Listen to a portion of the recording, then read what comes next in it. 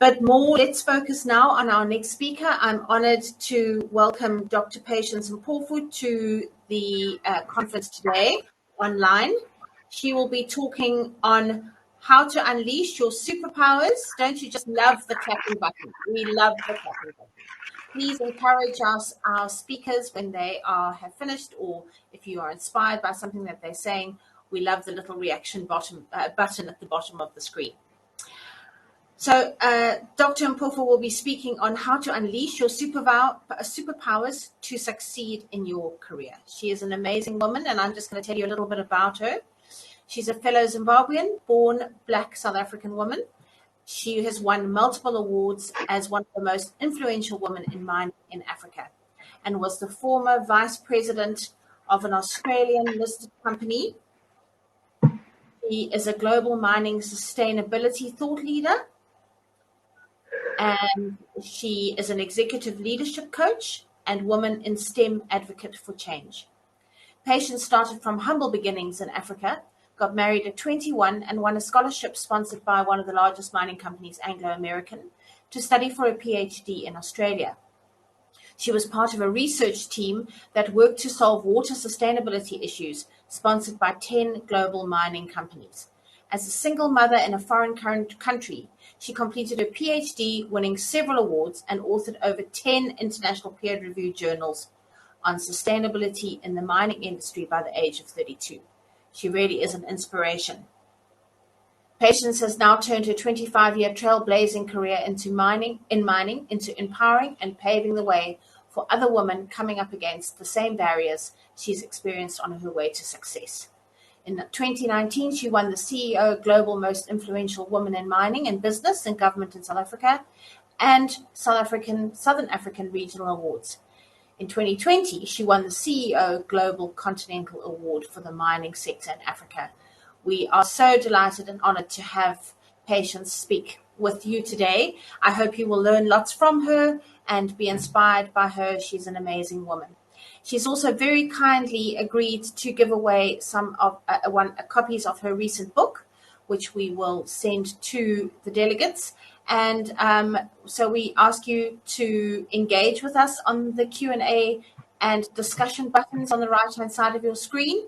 And that's a way that you will be able to be considered to win a book. Thank you, Patience. Over to you. We're grateful to you for your support. Thank you. Thank you so much for this introduction. I almost thought, whom is she talking about when you were introducing my bio, but thank you so much. Today, I'm going to be sharing with you key strategies on how to unleash your superpowers to succeed in your career. Just to introduce the topic, when I was writing my book, so this is my book that I'm going to be giving away, I reflected on the topic. I had already written the book, and all of a sudden, I did not have the title. And I asked myself, what is the title of my book? It was such a weird feeling because initially it was like the story of Patience, how she succeeded in mining, rising up and down. But then I thought, I need to come up with something that's going to talk to the content, but most importantly, that people can actually relate to. The topic of my book is Unleashing My Superpowers. Maybe let's just start there. To unleash, it means to let happen, to begin something powerful. This is from the dictionary. Superpowers, it means very powerful, exceptional, or extraordinary ability. So if you think of unleashing my superpowers, it means to begin something very powerful with extraordinary ability. Okay? So just remember this. Unleashing my superpowers means to begin something very powerful with extraordinary ability. Anyway, my book became #1 bestseller on Amazon. If you want to purchase it, you can get it on Amazon, but it's also on my website, www.unleashingmysuperpowers.com. Why did I call it Unleashing My Superpowers? So as I reflected on my story, on all my chapters, I've got a diagram here. just to show you the progression of my story. I'm not going to go through every single chapter, nor every single key message in this book. But what I realized when I was reflecting on the topic and coming up with Unleashing My Superpowers, I realized that my life was not a straight line. And your life is not a straight line. Your career is not a straight line. There's never been any guarantee that when you are born, your life is going to be smooth, it's going to be excellent, you're just going to have an easy life. Life has challenges. It's about how you rise to succeed. That is the test of leadership in your career. That is the test of peak performance leaders versus those who give up. If I start from the time when I was born, I used to feel that I was not good enough. Why? Because I was a baby girl. We were 3 already as girls. My father and my mother, they were looking for a baby boy. You know, as an African, a boy was valued more than a girl. Okay, now it's a little bit different. And I always felt not enough. My younger brother died when I was 4 years old. And I realized when my mom was trying to have many kids, she had almost 7 pregnancies trying to find a baby boy. And of course, she finally found a baby boy after 17 years. I almost drowned when I was 9 years old. I could not swim, but we had a bully in our school who actually bullied me to swim, and I almost died. But when I was in high school, I got 6 distinctions. So you can see my life is rising. But then at some point, my father died when I was only 21 years old. I was also pregnant, as you can see at the bottom there. But I got a scholarship to study for a PhD in mineral processing in Australia, fully paid, solving a global mining problem, fully paid. And I had a job coming back in South Africa. But I struggled when I was in Australia. As you can see, I hit rock bottom because I could not fit in. Again, I felt I was not enough. I then got promoted when I came back working for Anglo American. And as my career progressed, there was a time when I actually felt so stuck in my career and I didn't know what to do. I found that there were certain strategies that made me to succeed. As you can see, then I got promoted and I continued to succeed. But the bottom line here is there is no guarantee that life will not have any pain. Right. That's why I called my book Unleashing My Superpowers, because it is when you are on your downward trend, how do you get up to succeed? Who is there to help you? What are those strategies that help you? And that is the reason why I called it Unleashing My Superpowers. The first strategy to help you to succeed, to unleash your superpowers is you have to know your why. Do you know your why? Why are you here? What is your purpose? Why are you here? What is the legacy that you want to leave on this earth? What do you want to be remembered for? Knowing your why is the first step to understanding yourself, is the first step to knowing your purpose. Because if you don't know your why, you will just be like somebody who is just moving directionless, without knowing what you can contribute in this world. Because you want to make sure when you leave this earth, people are going to remember you for something. What are people going to remember you for? So even in organization, what do people know you for? Who are you, the go-to person? So really, you've got to remember, what is your why? I'll share with you. My purpose of my life is to give love and contribute all that I have learned to the lives of as many people as possible. Now, you know why I actually agreed to give a presentation here?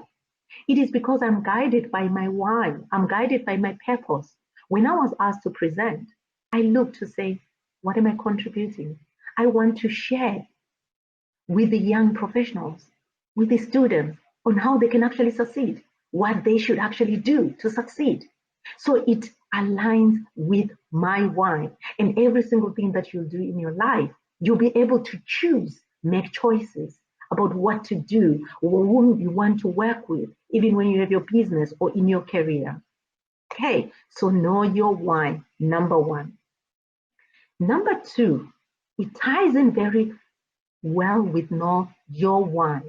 You have to know yourself.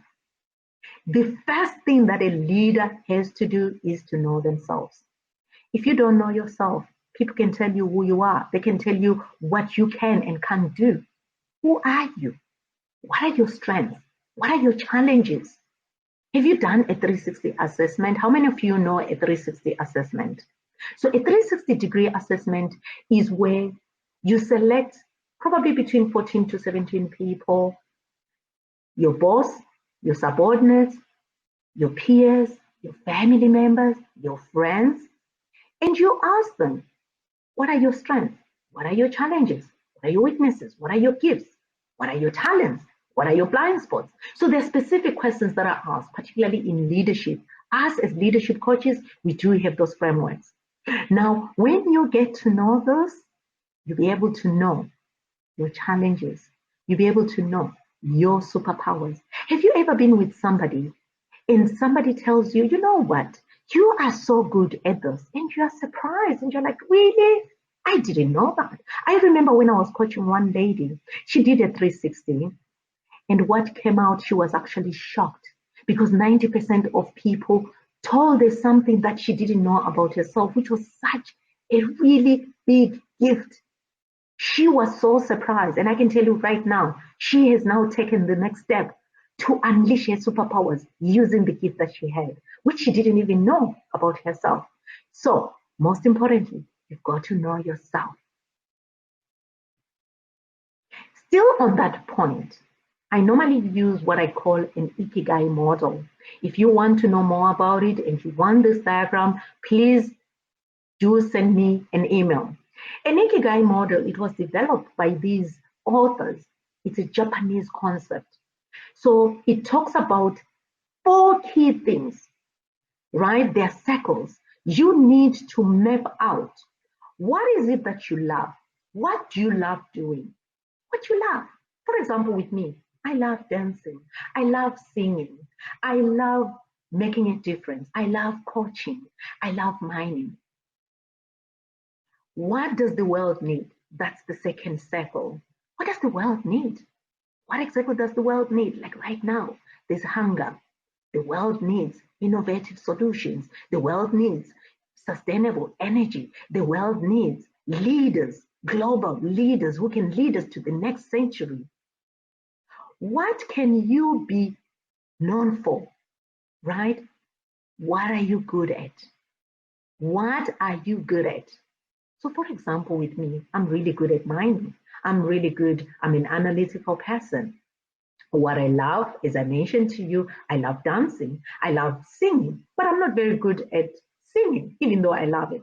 So mapping out all these things can give you an Ikigai. The Ikigai is your superpower. Your superpower is being able to do what you love, doing something that you contribute in the world, and what you can be paid for, and what you really are good at.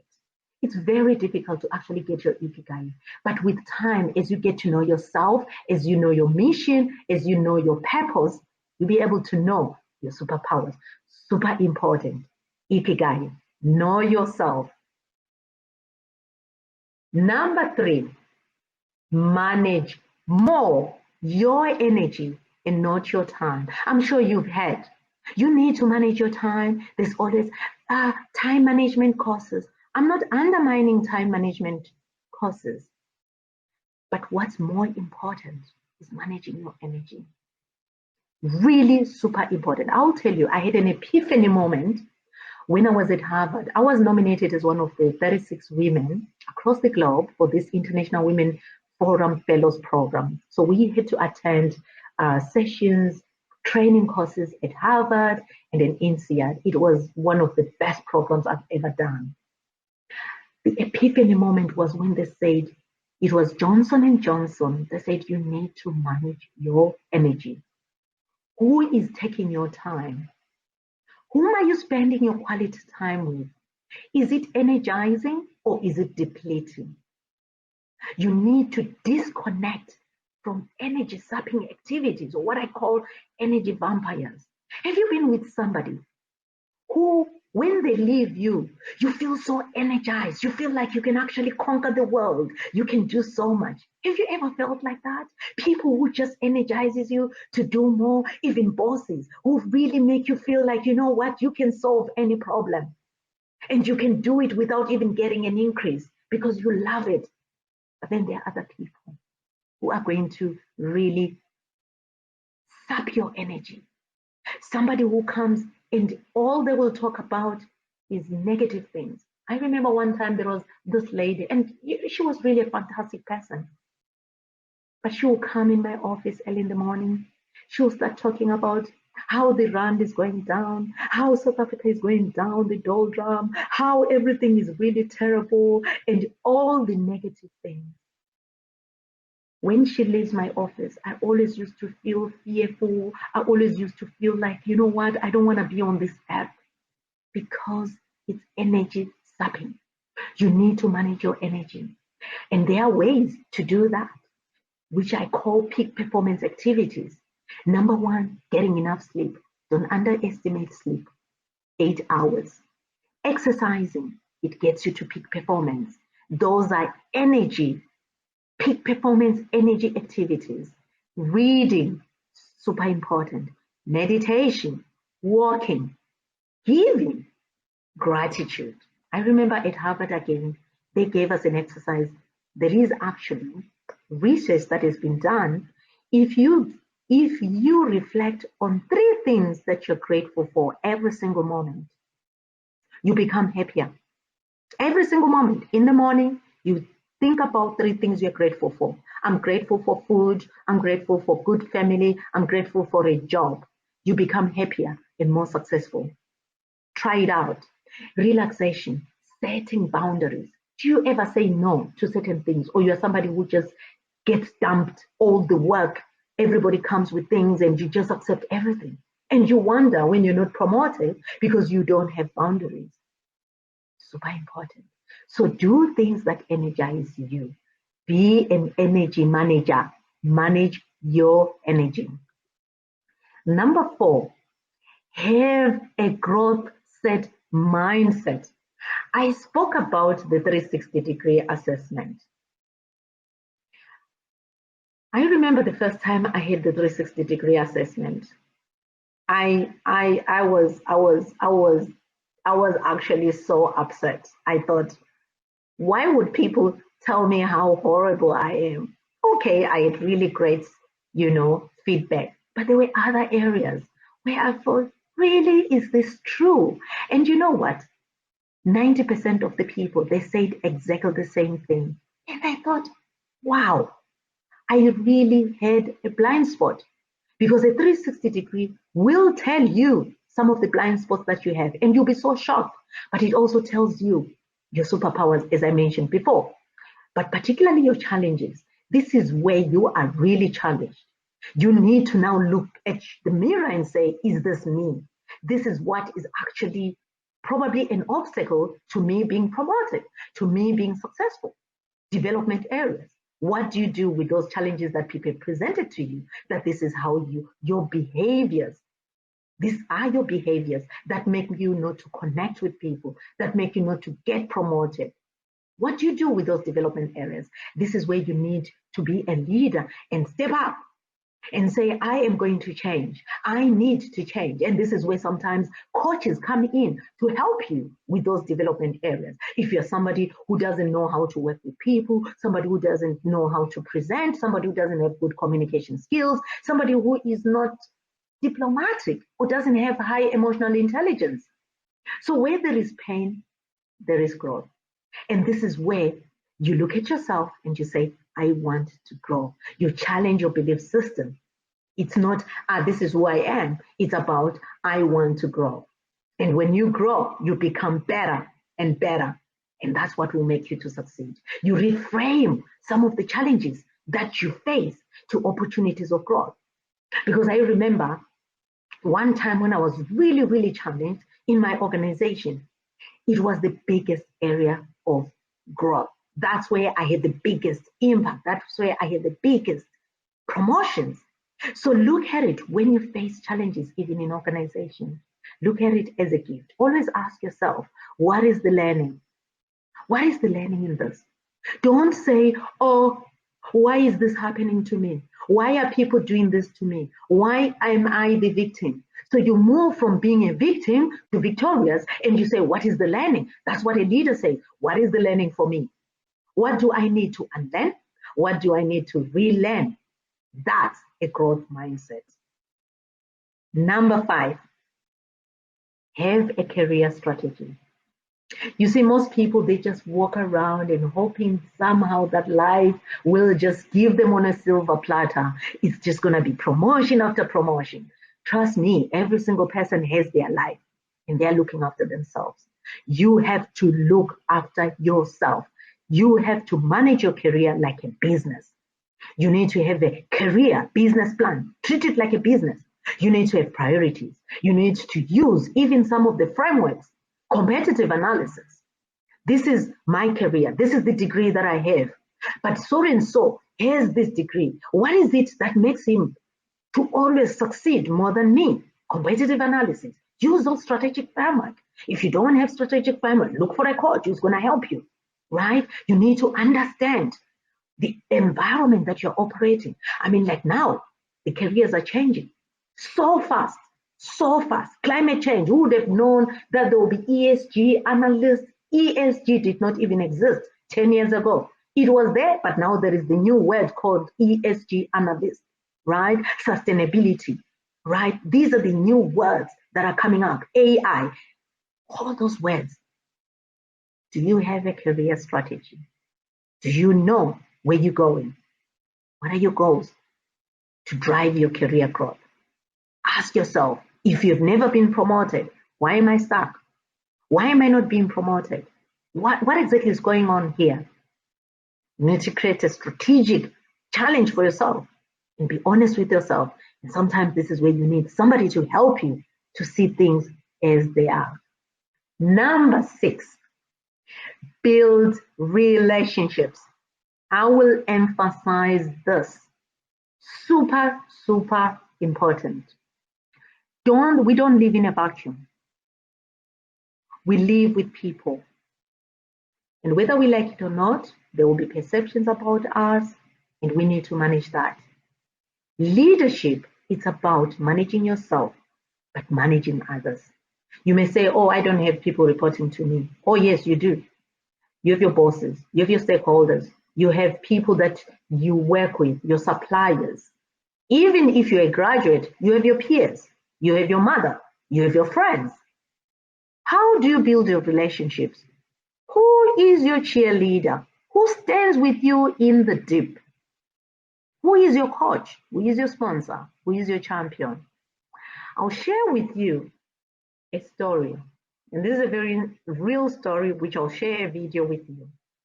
So one day, I signed up for this course. How many of you know Tony Robbins? How many of you know Tony Robbins? He's a very inspirational global leader. I've always wanted to attend Tony Robbins conferences. So I signed up for this conference, which was being held in Fiji.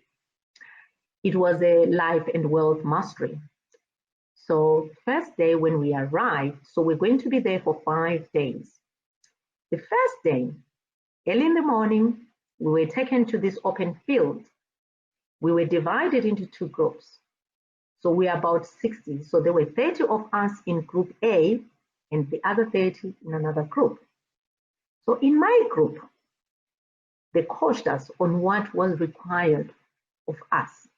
So what we were requested to do was to climb this huge pole. I think it was probably how many meters? Probably between 40 to 50 meters, right? High.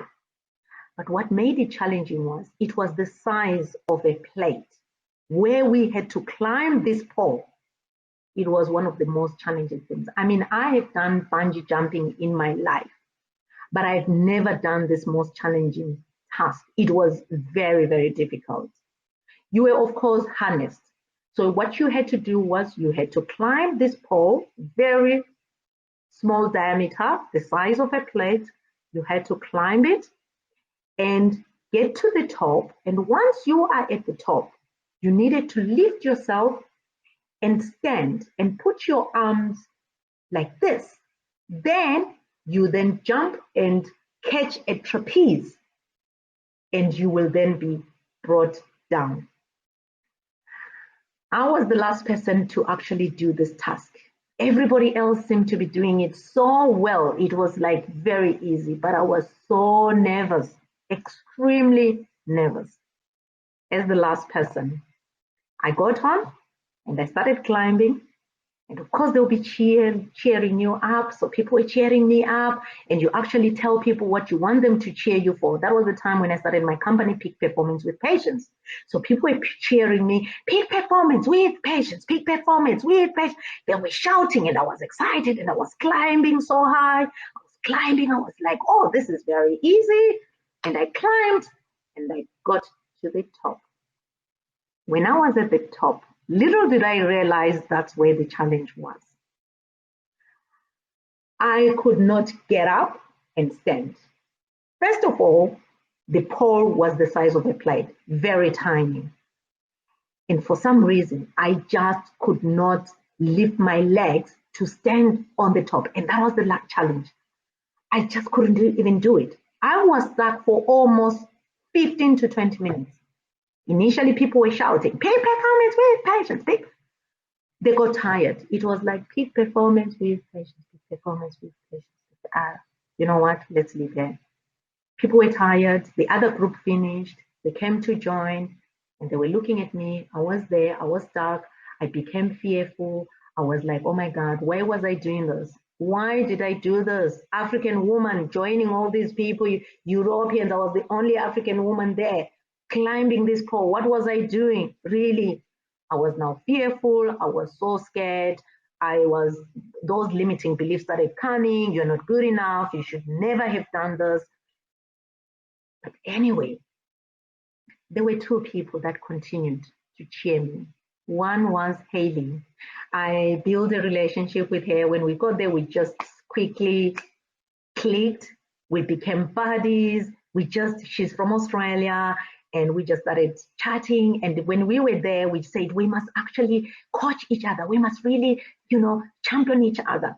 She was the only one of the person who was actually cheering me. Peak performance with patience, peak performance. You can do this, girl. You can do this. You're amazing. You're really good. You can do it, girl. You can do it. I could hear her voice.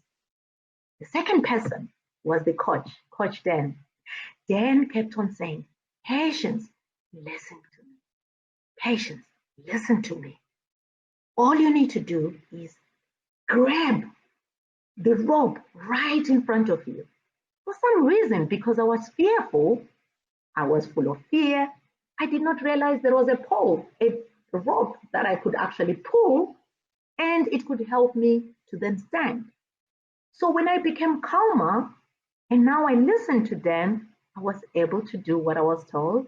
And voila, I was able to stand. And of course, everybody else started cheering me up. Peak performance with patience. Everybody was happy that I've succeeded. And of course, I managed to then calm down. Have you realized that when you're facing a challenge, sometimes you feel you're on your own? When you're stuck, there's no one around you and you don't know where to go. That's exactly what was happening to me. And this is about building relationships, building a network. Who is the go-to person when you're facing challenges? Who is the person that shares with you when you are succeeding? Who is that person who cheers you all the time? You need to identify those people. You need to build relationship with people. In organizations, it's all about relationships, building relationships. I will share with you the video because I'm almost about to finish and I want you to watch this video before I close off. Enjoy it.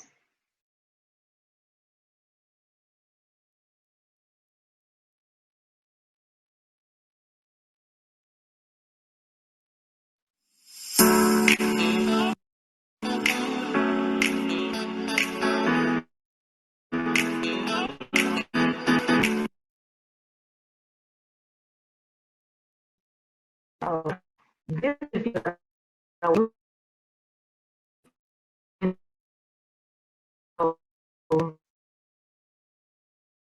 is the network. Yeah, the network is a little bit wobbly. Let's just try again. Thank you.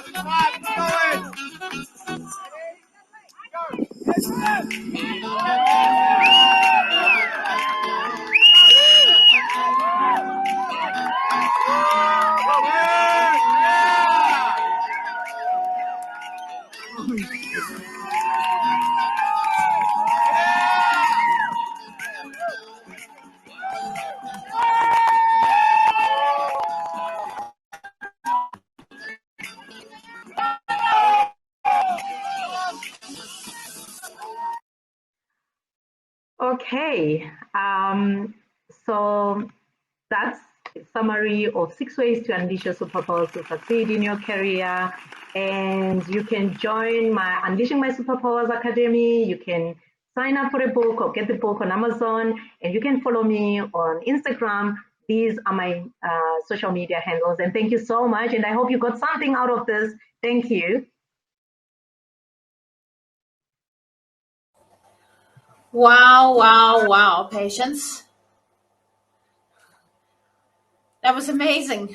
Don't you love the clapping? I love the clapping. I love Thank you, the my clapping darling. too. My heart was in my mouth watching that video. I was like, go, Patience, go. It was, even though you told us that you did it, I was still feeling quite excited for you. Thank you so much. You really are an inspiration. We still have 5 minutes for questions. There's a lot of comments, so I'm going to read them just so that you can see them as well. And there are a couple of questions. Just thank you. I think it's very important to know your why.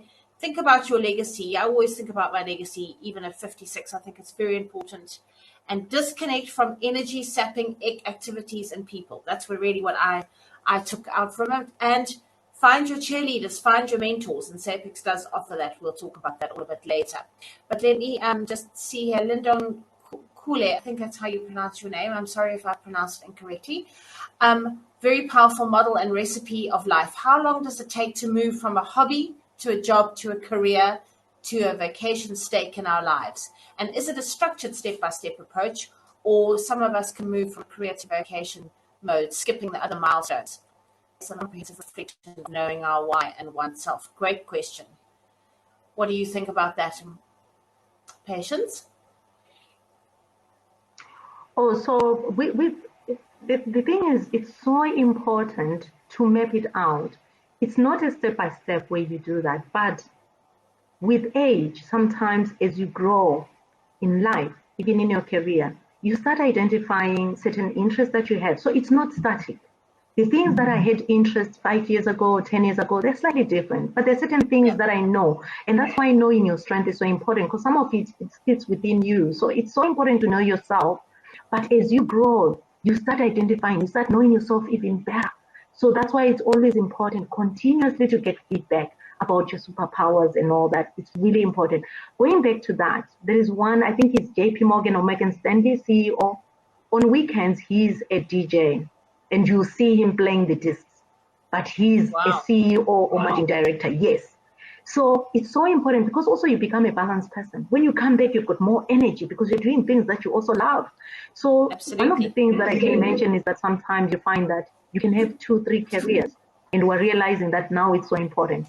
You can have a career over the weekend, and then Monday to Friday you have another career. So important. Thank you.